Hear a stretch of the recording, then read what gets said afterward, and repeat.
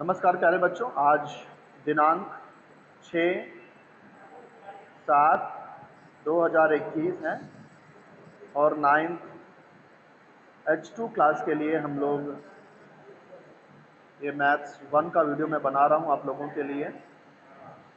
और इसमें हम लोग कर रहे थे फर्स्ट चैप्टर समुच्चय, और आज इस वीडियो में हम लोग प्रश्न संग्रह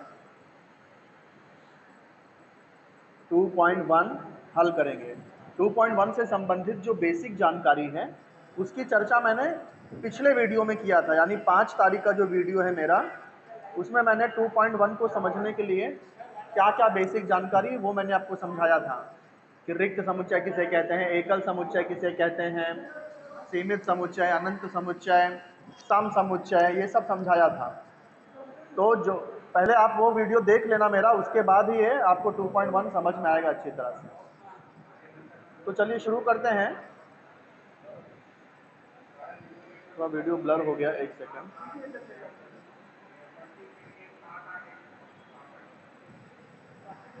हाँ, तो प्रश्न संग्रह 2.1 नहीं 1.2, प्रश्न संग्रह 1.2 शुरू करते हैं। अब इसमें पहला सवाल क्या पूछा है, देखो, निम्नलिखित समुच्चय में से कौन से समुच्चय समान हैं और कौन से समान नहीं है, यह कारण सहित स्पष्ट कीजिए। ठीक है, तो कौन से समुच्चय समान होते हैं, मैंने पिछले वीडियो में बताया था कि जिन समुच्चय के घटकों की संख्या भी समान हो और घटक भी समान हो, ऐसे समुच्चयों को समान समुच्चय कहते हैं। तो इसमें देखो हमारा पहला समुच्चय यहाँ दिया है, ये गुण वर्णन पद्धति में, दूसरा भी गुण वर्णन में, तीनों समुच्चय गुण वर्णन में दिए हैं। तो सबसे पहला काम है कि इनको सूची पद्धति में लिखना। सूची पद्धति में लिखने के बाद हमको पता चलेगा कि इनके घटकों की संख्या समान है अथवा नहीं, तथा घटक समान है अथवा नहीं। तो शुरू करते हैं पहले का 1.2 का पहला सवाल, जिसमें ए क्या दिया है, ए ये सभी x का समुच्चय है तथा 3x - 1 बराबर 2 है। 3x - 1 बराबर 2 है। अब देखो a किसका समुच्चय है, x का, और समीकरण यहाँ दिया 3x - 1 बराबर 2। तो इस समीकरण की सहायता से पहले x का मान ज्ञात करेंगे। 3x - 1 बराबर 2 है, -1 राइट साइड में ले लेंगे, तो ये 2 -1 आगे इधर आके +1 हो गया, 3x हो जाएगा 3। हमको x का मान चाहिए तो 3 यहाँ से हटाना पड़ेगा। 3 अगर हटा देंगे तो क्या बचेगा, x बराबर 3 बचेगा। ये जो 3 हमने हटाया है यहाँ भाग हो जाएगा, और x बराबर 3 एक कम 3, यानी x आ जाएगा 1। तो इसका मतलब ये a किसका समुच्चय है, x का, और x कितना आया 1। तो इसका मतलब a के अंदर 1 है। ये अपना समुच्चय a सूची पद्धति में मिल गया। नंबर जान दीजिए, नंबर मत डालिए। अब इसी का दूसरा क्या दिया है, b। b सभी x का समुच्चय है, और ये x क्या है, x एक प्राकृतिक संख्या है, किंतु ये x ना तो अभाज्य संख्या है ना ही भाज्य संख्या है। तो यहाँ कितनी शर्त है, 2 शर्त है कि x प्राकृतिक संख्या होनी चाहिए, परंतु वो ना तो भाज्य होनी चाहिए ना तो अभाज्य होनी चाहिए। तो आप सब जानते हो सिर्फ एक ऐसी संख्या है, सिर्फ एक ऐसी संख्या है जो कि प्राकृतिक संख्या है और वो भाज्य भी नहीं है अभाज्य भी नहीं है। ये मैंने आपको पहले भी बताया था। तो b को सूची पद्धति में लिखेंगे तो क्या आएगा, 1 ही आएगा, क्योंकि 1 एक प्राकृतिक संख्या है, 1 भाज्य भी नहीं है क्योंकि इसके सिर्फ एक ही विभाजक होते हैं। b मिल गया। अब c क्या बोला है, देखो c ये सभी x का समुच्चय है, और x क्या है, ये नेचुरल नंबर है, प्राकृतिक संख्या, यानी कि 1 2 3 4 5 6 7 ऐसे गिनती वाली संख्या है x। लेकिन दूसरी शर्त है कि x 2 से छोटा है। तो 2 से छोटी कौन सा नंबर आता है, कौन सी प्राकृतिक संख्या है जो 2 से छोटी है, बताइए आप लोग। 2 से छोटी प्राकृतिक संख्या कौन सी है, एक ही है। Very good. तो अब देखो तीनों समुच्चय में एक ही घटक है, तो ये a b c ये समान समुच्चय है या नहीं, ये समान समुच्चय है। हमें यहाँ बताना है कि समुच्चय समान है अथवा नहीं, वो भी कारण सहित लिखना है। तो हम लोग यहाँ लिख सकते हैं समुच्चय ए बी तथा सी में घटकों की संख्या समान है, इसलिए समुच्चय ए बी सी तथा सी समान है। पहले कारण लिख दो। क्या कारण है? समुच्चय ए बी तथा सी के घटक समान है। हाँ, घटक समान है। यस, इसलिए समुच्चय ए बी तथा सी समान समुच्चय है। क्या आप ऐसे भी लिख सकते हो ए बराबर बी बराबर सी। बात एक ही हुआ, समुच्चय ए समुच्चय बी तथा समुच्चय सी समान समुच्चय है। कोई बात समझ में आई? कहीं कोई डाउट? ठीक है, तो अब चलिए बढ़ते हैं अगले सवाल पर। सवाल नंबर 2 क्या दिया है? ए और बी समान है? Question mark. यानी पूछ रहा है कि क्या ए और बी समान है क्या? ये भी कारण सहित ही लिखना है। और ए क्या दिया है? देखो, ए दिया है कि सम संख्या जो अभाज्य संख्या भी हो। तो जरा आप लोग बताइए, ये हम लोग दूसरा सवाल कर रहे हैं और ए को सूची पद्धति में लिखना है। क्या दिया है ए के बारे में? कि एक सम संख्या है जो अभाज्य संख्या भी है। जरा बताइए आप लोग, कौन सी ऐसी सम संख्या है जो अभाज्य भी है?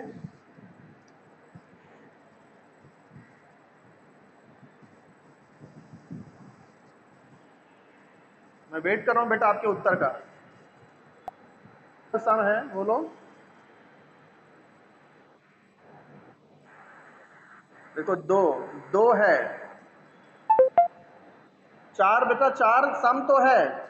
जो आप चार कह रहे हो, चार सम है लेकिन अभाज्य नहीं है।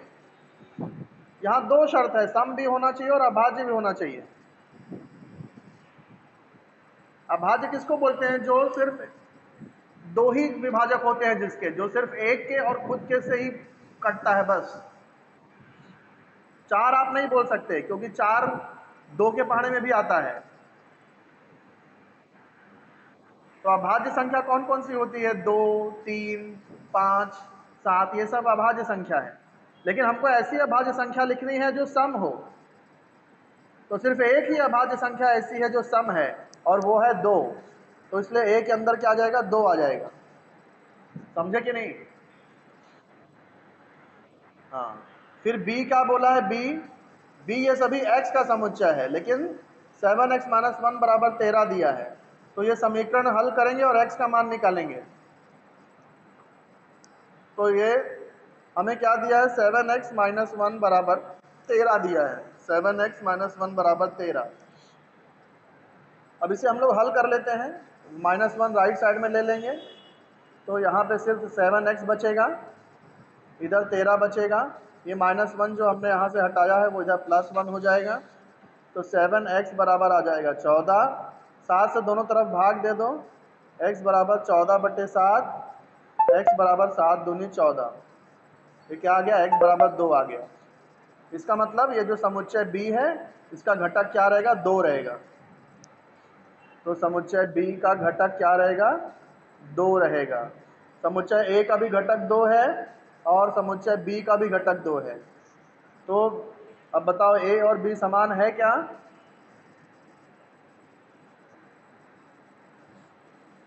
हाँ, a का घटक भी 2 आया, b का घटक भी 2 आया, तो इसका मतलब a और b समान है। कारण क्या होगा? कारण ये होगा कि a और b के घटक समान हैं। तो यहाँ पर उत्तर लिखना है आपको, समुच्चय a तथा b के घटक समान हैं, घटक समान है, इसलिए समुच्चय a और b समान है। इसलिए a और b समान है। तो ये 1.2 का दूसरा सवाल भी हो गया। अब बढ़ते हैं 1.2 के तीसरे सवाल में।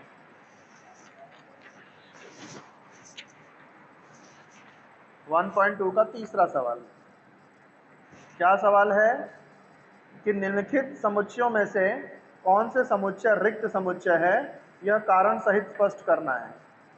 तो बताओ बेटा, रिक्त समुच्चय किसको बोलते हैं? कल मैंने बताया था आप लोग को,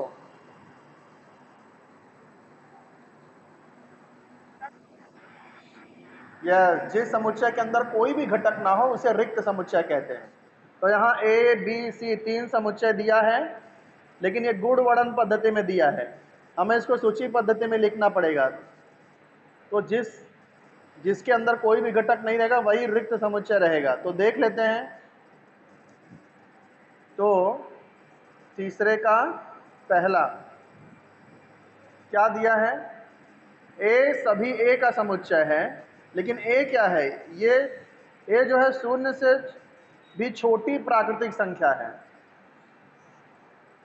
तो देखो यहाँ दो शर्त दिया है कि ए शून्य से छोटी होनी चाहिए और प्राकृतिक संख्या भी होनी चाहिए। तो प्राकृतिक संख्या किसको किसको बोलते हैं? कहाँ से शुरू होती है प्राकृतिक संख्या? प्राकृतिक संख्या नहीं, गिनने वाली, गिनती वाली संख्या, हम लोग गिनते समय जो संख्या यूज करते हैं। यस, प्राकृतिक संख्या एक से शुरू होती है, 1 2 3 4, ये सब प्राकृतिक संख्या है। लेकिन यहाँ दूसरी शर्त, पहली शर्त क्या है कि शून्य से छोटी होनी चाहिए। तो क्या शून्य से छोटी प्राकृतिक संख्या होती है क्या? नहीं होती है। तो यहाँ इसलिए इसलिए यहाँ ए के अंदर कुछ भी नहीं आएगा। तो ये कौन शून्य समुच्चय हुआ कि नहीं हुआ? तो इसलिए हम लिख सकते हैं कि ए यह शून्य समुच्चय है।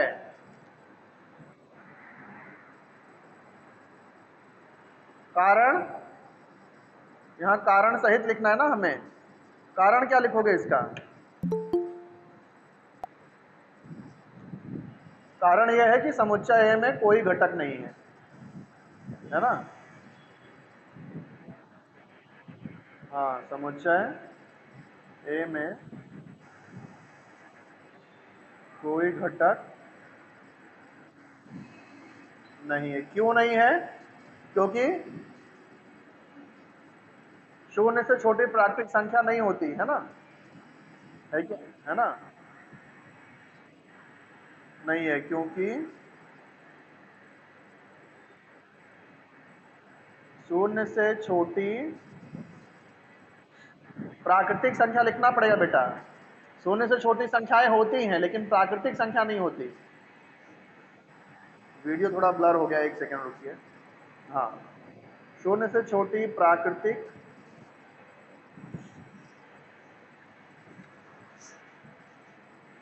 संख्या नहीं होती है।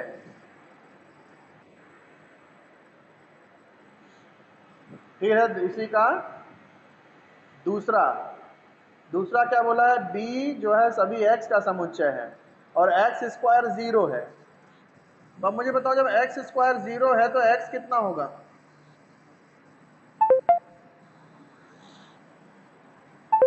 वर्गमूल ले लो। x स्क्वायर का वर्गमूल लेंगे तो x आ जाएगा, 0 का वर्गमूल लेंगे तो 0 हो जाएगा। देखो दूसरे में क्या दिया है? b जो है वो सभी x का समुच्चय है, लेकिन x स्क्वायर बराबर 0 है। तो हमें x स्क्वायर बराबर 0 जो दिया है उसमें से x निकालना पड़ेगा। x स्क्वायर बराबर 0 है, x स्क्वायर को अगर x करना है तो इसका वर्गमूल लेना पड़ेगा। तो x स्क्वायर का वर्गमूल लिया, 0 का भी वर्गमूल लिया, तो ये हो जाएगा x और ये हो जाएगा 0। तो इसका मतलब b किसका? b सभी x का समुच्चय है, लेकिन x 0 है, तो इसका मतलब b के अंदर भी 0 आ गया।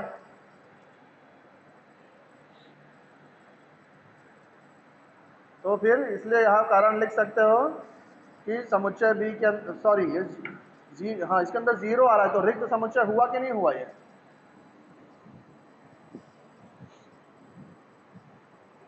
कोई बताएगा b को रिक्त समुच्चय कहेंगे या नहीं कहेंगे? क्यों नहीं कहेंगे?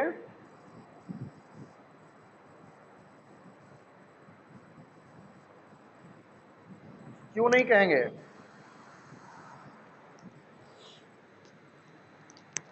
क्योंकि समुच्चय बी के अंदर एक घटक है। कौन सा घटक है? 0। हाँ, इसके घटकों की संख्या एक है ना। तो समुच्चय बी में एक घटक है ना। इसलिए समुच्चय बी शून्य समुच्चय नहीं है। इसलिए समुच्चय बी यह शून्य समुच्चय नहीं है।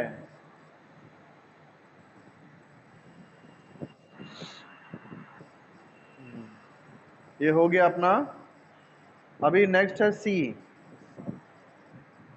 सी क्या पूछा है? सी जो है सभी x का समुच्चय है।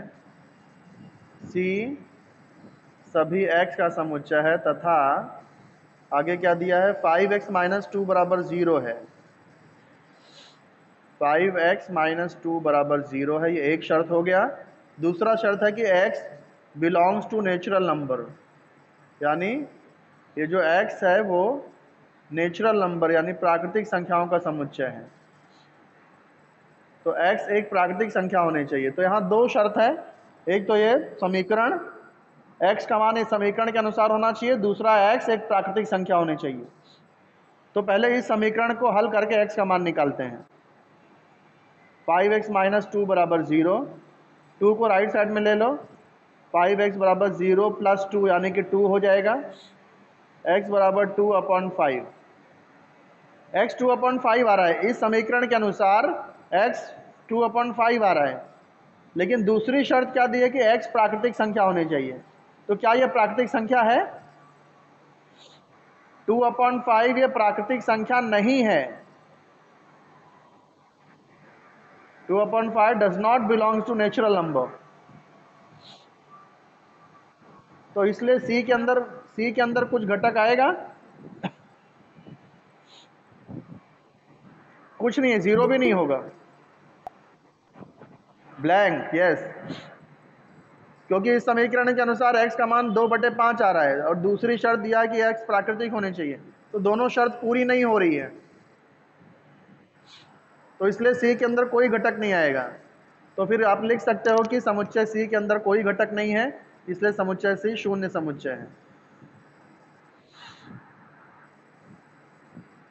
समुच्चय सी में कोई घटक नहीं है, इसलिए समुच्चय सी यह शून्य समुच्चय है।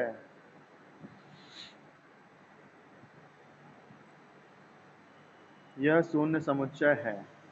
ओके, समझ में आया कि नहीं आया बेटा? अब हाँ, अब 1.2 का आखिरी सवाल बचा है, चौथा सवाल। निम्नलिखित समुच्चयों में से कौन सा समुच्चय सीमित है और कौन से अनंत है? कारण सहित लिखना है। हाँ, ये किसी बच्चे ने मुझे किताब दिया, टिक मार्क करके दिया है। ऐसा मत करिए बेटा, बुक गंदा नहीं करना चाहिए आप लोगों को। हाँ, कुछ टिक भी करना है तो पेंसिल से किया करो। हाँ, तो ये देखो गुण वर्णन पद्धति में दिया हुआ है, जो सूची पद्धति में लिखेंगे तो ही पता चलेगा कि अनंत है किसी में। क्या दिया देखो, ए सभी x का समुच्चय है। x, लेकिन x क्या है? 10 से छोटा होना चाहिए और प्राकृतिक संख्या होनी चाहिए। तो ए के अंदर कौन? ये हमें बताना है कि सीमित है या नहीं। कैसे पता चला?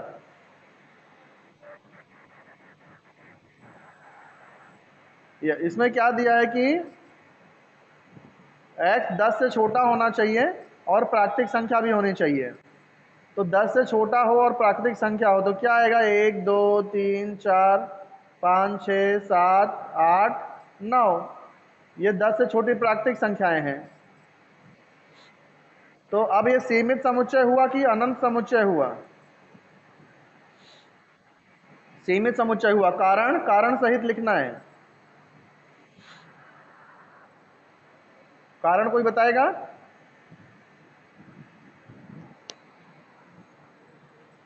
कारण यह है कि समुच्चय A के घटकों को गिना जा सकता है। तो आपको ऐसा लिखना है, समुच्चय A के घटकों को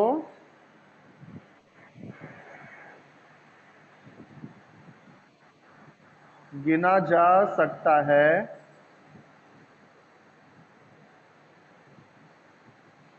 इसलिए समुच्चय A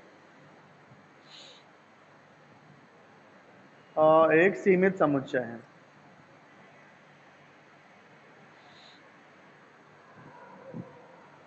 एक सीमित समुच्चय है। अब दूसरा देख लेते हैं, दूसरा क्या पूछा है। B जो है, समुच्चय B सभी y का समुच्चय है, और ये जो y है वो -1 से छोटा है और पूर्णांक संख्या है। पूर्णांक संख्या किसको बोलते हैं?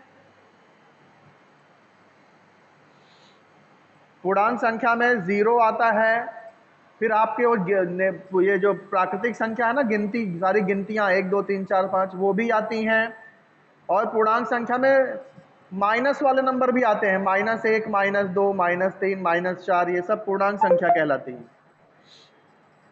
हाँ, तो सारे पॉजिटिव नंबर, निगेटिव नंबर और 0 ये सब मिला के पूर्णांक संख्या होता है। लेकिन पूर्णांक संख्या में दशमलव और बटे ये सब नहीं आता है। हाँ, अपॉन, दशमलव ये सब नहीं आता है। प्लस पॉजिटिव नंबर रहेंगे, निगेटिव नंबर और 0 नंबर। अब यहाँ क्या बोला है कि ये जो y है वो 1 से छोटा होना चाहिए और पूर्णांक संख्या होनी चाहिए। तो b 1 से छोटे नंबर लिखने हैं, 1 से छोटे, y -1 से छोटा होना चाहिए। तो -1 से छोटा कौन सा नंबर है? -2 है, -3, -4, -5, इस तरह आप बढ़ते चले जाओ, -6, -7, -8, -9 बढ़ता चला जाएगा। क्या ये कहाँ तक जाएगा बता सकते हो? असीमित होगा। यस, यहाँ समुच्चय B के घटकों को गिनना संभव नहीं है, इसलिए समुच्चय B एक असीमित समुच्चय है। तो यहाँ आपको लिखना पड़ेगा, समुच्चय B के घटकों को गिनना संभव नहीं है, इसलिए समुच्चय B असीमित समुच्चय है। असीमित समुच्चय है। चलो, ये चौथे का दूसरा भी हो गया। अब चौथे का तीसरा देख लेते हैं। C बराबर आपकी पाठशाला के कक्षा 90 में पढ़ने वाले सभी विद्यार्थियों का समुच्चय। तो पाठशाला में, आपकी पाठशाला के कक्षा 90 के सभी बच्चों, विद्यार्थियों को आप गिन सकते हो कि नहीं? गिना जा सकता है ना? 9th में पढ़ने वाले बच्चों को गिन सकते हैं। यस। हाँ, तो आप इसको कैसे लिखना, आप उत्तर कैसे लिखोगे? समुच्चय C के सभी घटकों को गिना जा सकता है, इसलिए समुच्चय C एक सीमित समुच्चय है। चौथा, आपके गांव के निवासियों का समुच्चय। गांव के निवासियों को गिना जा सकता है? बेटा, पूरे भारत की जनसंख्या जब गिन लेते हैं तो गांव की नहीं गिन सकते। तो देखो, हाँ, गांव के निवासियों को गिना जा सकता है, इसलिए यह एक सीमित समुच्चय है। प्रयोगशाला के उपकरणों का समुच्चय।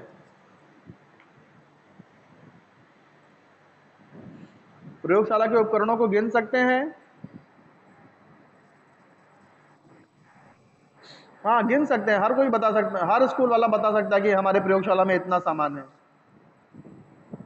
तो इसलिए प्रयोगशाला के उपकरणों को गिना जा सकता है, इसलिए यह एक सीमित समुच्चय है। फिर है पूर्ण संख्याओं का समुच्चय। पूर्ण संख्या किसको बोलते हैं? जीरो से स्टार्ट होता है, जीरो और उसके बाद सारे प्राकृतिक संख्याएं, हाँ, होल नंबर। तो 0 1 2 3 4 5 6 7 8, हाँ, डॉट डॉट डॉट डॉट, ये कभी खत्म ही नहीं होगा। तो पूर्ण संख्याओं को गिना नहीं जा सकता, इसलिए पूर्ण संख्याओं का समुच्चय असीमित समुच्चय है। इसके बाद में सातवां, परिमेय संख्याओं का समुच्चय। परिमेय संख्या किसको बोलते हैं? सारी प्राकृतिक संख्या, पूर्ण संख्या, पूर्णांक संख्या, इसके बाद में भी जो संख्याएं बच जाती हैं, दशमलव, बटे, वो सब संख्याएं परिमेय संख्या रहती हैं। तो बचाओ नहीं, रियल नंबर नहीं, इसको रेशनल नंबर बोलते हैं। परिमेय संख्याओं को इंग्लिश में रेशनल नंबर कहा जाता है। तो मुझे ये बताओ कि क्या परिमेय संख्याओं को गिनना संभव है? परिमेय संख्याओं को गिनना संभव नहीं है, इसलिए परिमेय संख्याओं का समुच्चय एक असीमित समुच्चय है। तो यहां पर ये आपका 1.2 समाप्त होता है।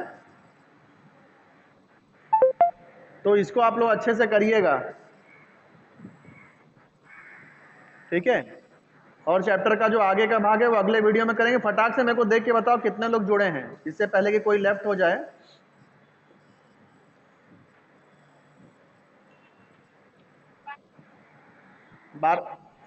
कितना? 12? 11 पार्टी? बेटा बेटा, ये अच्छी बात नहीं है कि, हाँ, 9th H2 में कुल कितने बच्चे हैं? 35 और सिर्फ 11 बच्चे आ रहे हैं, मतलब ये तो आधा भी नहीं आ रहे हैं। बेटा आप लोग जरा बोलो, एक दूसरे को बोलो कि बहुत मजा आ रहा है लाइव आने में, थोड़ा है ना, पढ़ो। सबको बोलो लाइव आने के लिए, फिर मुझे भी अच्छा लगेगा पढ़ाने के लिए।